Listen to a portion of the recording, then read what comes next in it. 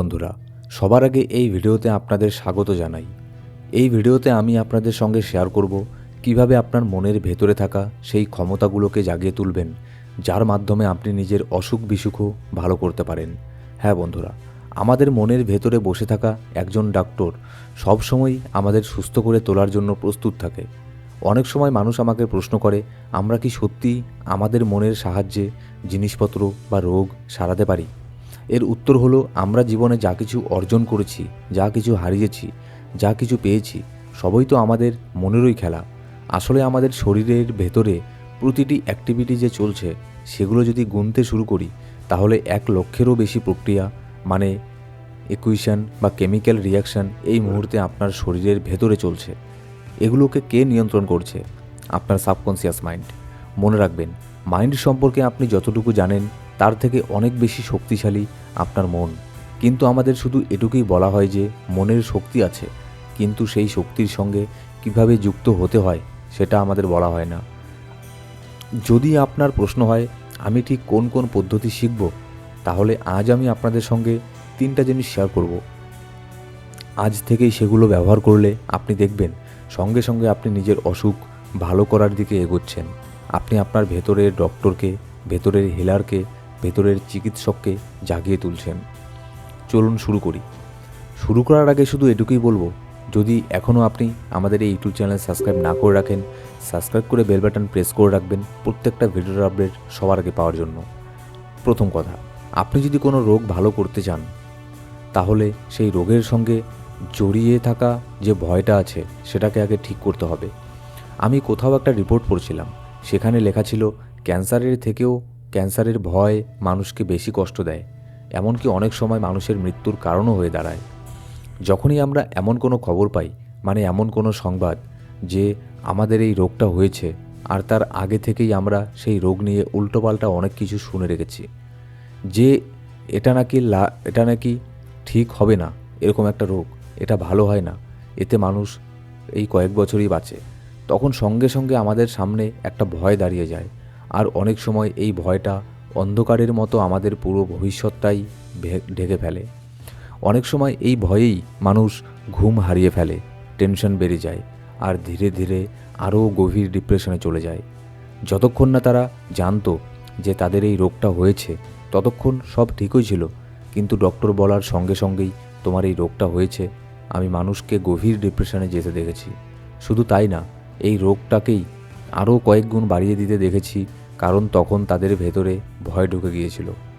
আপনি জানেন এই ভয়ের অ্যান্টিডোট কী? আজ আমি আপনাদের সঙ্গে সেই অ্যান্টিডোটটাই শেয়ার করতে চাই। ভয়ের অ্যান্টিডোট সবসময় হলো আশা, হোপ। জীবনে যখনই আপনি বড় কিছু করতে পেরেছেন, বা যেসব মানুষ তথাকথিত যেসব রোগ একদমই সারে না সেখান থেকেও সুস্থ হয়ে উঠেছেন, তারা সবাই একটা জিনিস মেনে চলেছেন, আর সেটা হলো আশা।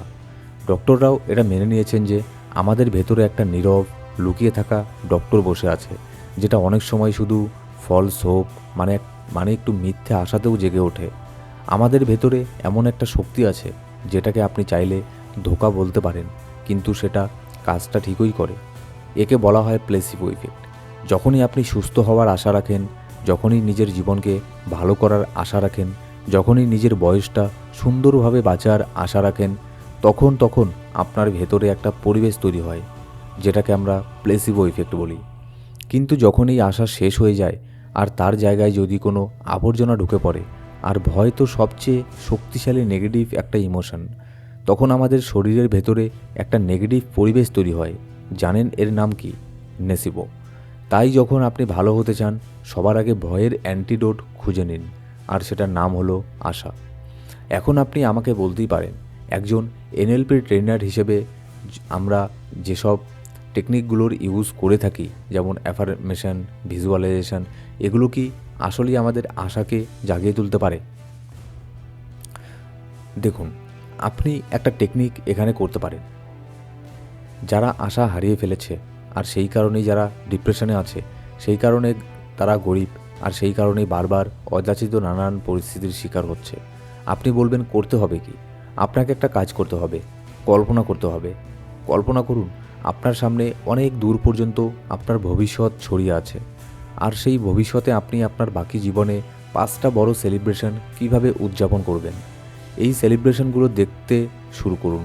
ধরুন 5 বছর পরে আপনি একটা সুন্দর বাড়িতে শিফট করবেন, তখন সেই সেলিব্রেশনটা কেমন হবে, কারা কারা উপহার নিয়ে আসবে, কিভাবে সেখানে খাওয়া দাওয়ার আয়োজন হবে, আপনি কাদের কাদের ইনভাইট করবেন, আপনি কী ধরনের পোশাক পরবেন। তারপর তার 5 বছর পরে, তার 5 বছর পরে, আবার তার 5 বছর পরে, এইভাবে আপনার 75 বছর কিংবা 80 বছর বয়সেও একটা সুন্দর সেলিব্রেশন উপভোগ করতে শুরু করুন আপনার কল্পনায়। আপনি যখন এই সেলিব্রেশনগুলো কল্পনা করবেন, তখন আপনার কল্পনার ছবিতে যত বেশি স্পষ্টতা থাকবে, রঙে যত বেশি গভীরতা থাকবে, যত বেশি ইমোশন থাকবে, ডিটেইলে যত বেশি পরিষ্কার হবে, ততটাই গভীরভাবে আপনার মন এটাকে বাস্তব বলে মেনে নেবে। আপনি তো জানেনই, আমাদের মন বাস্তব আর কল্পনার মধ্যে পার্থক্য করতে পারে না। যেটাকে সে কল্পনায়ও অনুভব করে, সেটাকেই সে বাস্তব বানিয়ে ফেলে। এই মুহূর্তে যদি আপনি কোনো কাল্পনিক ভয় নিয়ে ভাবেন, যেটা এখনও ঘটেইনি, তাহলেই সঙ্গে সঙ্গে আপনার শরীরের ভেতরে সেই নেগেটিভ অনুভূতিগুলো তৈরি হয়ে যায়। এবার কথা হচ্ছে, যদি নেগেটিভভাবে এটা হতে পারে, তাহলে পজিটিভভাবেও তো এটা হতে পারে। প্রথম কথা হলো, আপনি নিজের ভয়ের পেছন ছাড়ানো বন্ধ করুন। দ্বিতীয় কথা, এটা হলো আপনার শরীরের একটা কেমিক্যাল। আমাদের শরীরে 2 ধরনের কেমিক্যাল থাকে। এক ধরনের কেমিক্যাল আমাদের জীবনী শক্তি দেয়, এগুলোকে আমরা বলি ডোজ কেমিক্যালস। এর পুরো নাম হলো যেমন ডোপামিন, অক্সিটোসিন, সেরোটোনিন আর এন্ডোরফিন। এগুলোর পাশাপাশি আরও 2টা খুব গুরুত্বপূর্ণ কেমিক্যাল আছে। একটা হলো মেলাটোনিন, যেটাকে আমরা স্পিরিচুয়াল কেমিক্যালও বলি, আর আরেকটা হলো হিউম্যান গ্রোথ হরমোন, যা আমাদের বৃদ্ধি আর গ্রোথে কাজ করে। এই কেমিক্যালগুলোর কাজ হলো আমাদের শরীরের ভেতরে এমন একটা পরিবেশ তৈরি করা, এগুলোকে নিউরো ট্রান্সমিটারও বলা হয়, যার ফলে আমরা পজিটিভ থাকি, খুশি থাকি, মোটিভেশন নিয়ে কাজ করি এবং নিজের সুন্দর হেলথ উপভোগ করি। আপনারা তো জানেনই, সেরোটোনিনকে আমরা হ্যাপিনেস কেমিক্যাল বলি, ডোপামিনকে বলি অ্যাকশন কেমিক্যাল, আর এন্ডোরফিনকে বলি ওয়েলনেস কেমিক্যাল। আমাদের শরীর এগুলো তৈরি করতে একদমই অক্ষম নয়, বরং ছোটোবেলা থেকেই আমাদের ভেতরে এমন প্রোগ্রামিং থাকে যে এই ডোজ কেমিক্যালগুলো নিয়মিত বেরোতে থাকে।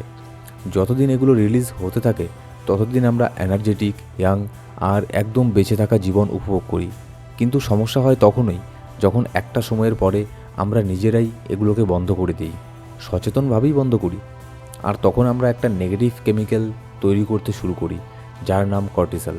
কর্টিসল মূলত তখন বেরোনোর কথা যখন আমরা বিপদে পড়ি, যখন হয় দৌড়তে হবে, নয়তো লড়তে হবে, কারণ তখন আমাদের জীবনে ঝুঁকিতে আছে। সেই সিচুয়েশনেও কর্টিসল দরকার। কিন্তু আমরা আজকের এই দিনে কি ভুল করছি, আমরা অকারণেই কর্টিসল বের করতে শুরু করছি। কর্টিসল বের হয় অ্যাড্রিনাল গ্ল্যান্ড থেকে, যেটা আপনার কিডনির ঠিক উপরে থাকে। তাই সবচেয়ে ভালো কাজ হলো আপনি কিভাবে নিজের ডোজ কেমিক্যালগুলো ভালোভাবে বের করবেন সেটা শেখা। এর জন্য আমি আপনাদের কিছু টেকনিক বলছি। প্রথমত, রোজ নিয়ম করে সময় বের করে এমন একটা এক্সারসাইজ করুন যেটা আপনি উপভোগ করেন, সেটা ব্রিস্ক ওয়াকিং হতে পারে, ডান্স হতে পারে, জুম্বা, মেডিটেশন, যে কোনো স্পোর্টস অ্যাক্টিভিটি। যখনই আপনি এসব করেন, তখন আপনি প্রকৃতভাবেই এন্ডোরফিন রিলিজ করেন। দ্বিতীয়ত, নিজের আপনজনদের সঙ্গে, বন্ধুদের সঙ্গে বসে খোলা মনে হাসলে তখনও এন্ডোরফিন রিলিজ হয়। তৃতীয়ত, যখনই আপনি ভালো ভালো গোল সেট করেন, তখন ডোপামিন রিলিজ হয়। আর যখন আপনি ঠিক সময়ে ঘুমোতে যান, ঠিক সময়ে ওঠেন, তখন আপনার মেলাটোনিন আর সেরোটোনিন, যেগুলো মূলত পিনিয়াল গ্ল্যান্ড তৈরি করে, ধীরে ধীরে ব্যালেন্স হয়ে যায়। এর ফলে আপনি খুব দ্রুত হিল করা শুরু করেন। এটাই দ্বিতীয় পয়েন্ট। এখন আপনি বলতেই পারেন, কর্টিসলের রিলিজ আমরা কিভাবে বন্ধ করব? কর্টিসলের রিলিজ আপনি 2ভাবে কমাতে পারেন। প্রথমটা হলো যোগনিদ্রা। যোগনিদ্রা ভীষণ গুরুত্বপূর্ণ। আমি এটাকে অনেক সময় স্ট্রেস হ্যান্ডেলিং ক্যাপাসিটি এক্সারসাইজও বলি। আমাদের এই ইউটিউব চ্যানেলের মধ্যেই যোগনিদ্রার উপরে অনেক ভিডিও আছে, কীভাবে করতে হয়, এর সাইড ইফেক্টগুলো কী কী, এর মধ্যে কিছু সাবধানতাও অবলম্বন করতে লাগে। গাইডেড যোগনিদ্রার ভিডিও, অডিও, মেডিটেশনও আমাদের এই ইউটিউব চ্যানেলে আছে, আপনি চাইলে সেগুলোও ফলো করতে পারেন। আমি নিজেও এই এক্সারসাইজ করি। আমি এর থেকে সর্বোচ্চ উপকার পেয়েছি। এমন সময়ও করেছি যখন আপনার জীবনে প্রচণ্ড স্ট্রেস আর অ্যাংজাইটি ছিল। মনে রাখবেন, এই গার্বেজ একসময় আপনার কাঁধ ভেঙে দেবে। তাই তো আমরা বলি, ওই ঘটনাটা আমার কাঁধ ভেঙে দিয়েছে, হাঁটু ভেঙে দিয়েছে। এর মানে হলো পুরনো ঘটনাগুলোর সঙ্গে একটু দূরত্ব তৈরি করা দরকার। যদি আপনি এখনও পুরনো ঘটনাগুলো বয়ে নিয়ে চলেন, তাহলে আপনি আসলে বর্তমানেও নেই, আপনি আপনার অতীতের মধ্যেই বেঁচে আছেন। আর অতীতের ভূত খুবই ভয়ঙ্কর। ভূত তো এমনিতেই খারাপ, তার উপর সময়ের ভূত আরও খারাপ, ও নামে না। তাই আমরা অনেক সময় অতীতেই আটকে থাকি আর বর্তমানটাকে হারিয়ে ফেলি। হতে পারে আপনি জীবনে কোনো নির্দিষ্ট ঘটনা কাটিয়েছেন যেটা ভালো ছিল না, কোনো নির্দিষ্ট রোল পালন করেছেন যেটা হয়তো ঠিক ছিল না, কিন্তু একবার ভাবুন, ওটা ছিল শুধু একটা রোল, সেটা চলে গেছে। সেটা নিয়ে আপনি যত ভাববেন তত বেশি আপনার ভেতরের যে ডক্টর আছে সেটাকে আপনি দুর্বল করছেন। জীবনের প্রতিটা কনটেক্সটে আপনার একটা না একটা রোল ছিল, একটা না একটা পরিচয় ছিল, আর একটা না একটা ঘটনার মানে ছিল। কিন্তু কনটেক্সট বদলালে সেই মানেও বদলে যায়। মনে রাখবেন, জীবন আলাদা, জীবনের ঘটনাগুলো আলাদা, রোল আলাদা, জীবন আলাদা। যদি আপনি সারা জীবন শুধু রোলের মধ্যেই আটকে থাকেন, তাহলে সমস্যাই সমস্যা।